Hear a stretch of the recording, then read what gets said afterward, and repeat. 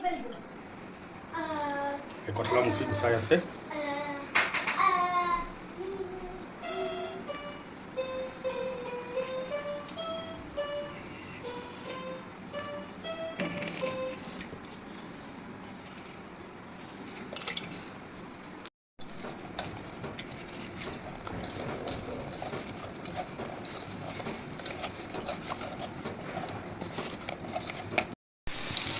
এতিয়া কঁঠাল মুচিখিনি অকণমান ফ্ৰাই কৰিব আছে।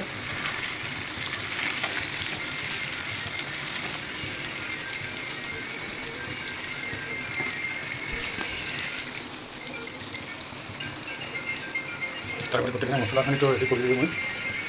এতিয়া মছলা ৰেডি কৰি থৈছোঁ। আদা নহৰু পেষ্ট, লগত জালুক অকণমান জাষ্ট লাইটলি ফ্ৰাই হ'লে নমাই দিম মই। জাষ্ট অলপমান লাইটলি ফ্ৰাই হ'ল আৰু লগে লগে মই পিঁয়াজখিনি ফ্ৰাই কৰি আছোঁ। অকণমান জাষ্ট ফ্ৰাই কৰি আছোঁ।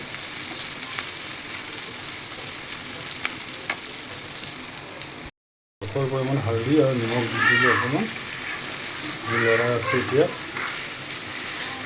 লগত বিলাহী অকণ পেলাই দিলোঁ পিঁয়াজৰ লগত গলি যোৱালৈকে ভাজি থাকিম।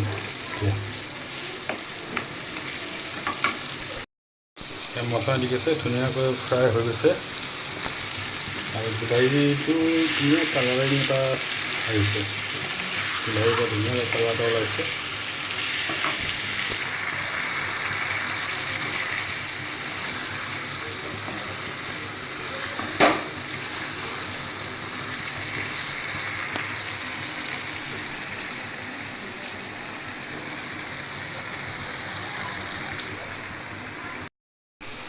ভালো হয়েছে, এইখানে দিয়ে দিম এতিয়া।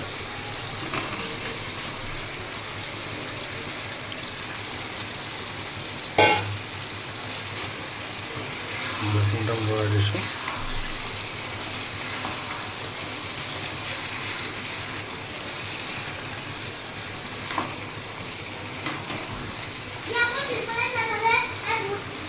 তাৰ অকণমান পানী দি এতিয়া উতলাই আছোঁ আৰু 10-15 মিনিট আৰু উতলাই কম ফ্লেমত, কম জুইত 15 মিনিট ৰাখিলে এইটো ধুনীয়া খাব পৰা হৈ যাব টেষ্টি। আকৌ লগ পাম 15 মিনিট পিছত আপোনাৰ লগত।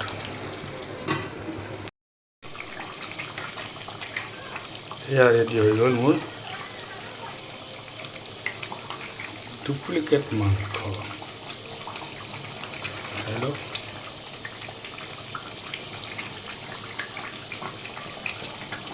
মই গেছটো বন্ধ কৰি দি আছোঁ। সোৱাদহে জোৰ।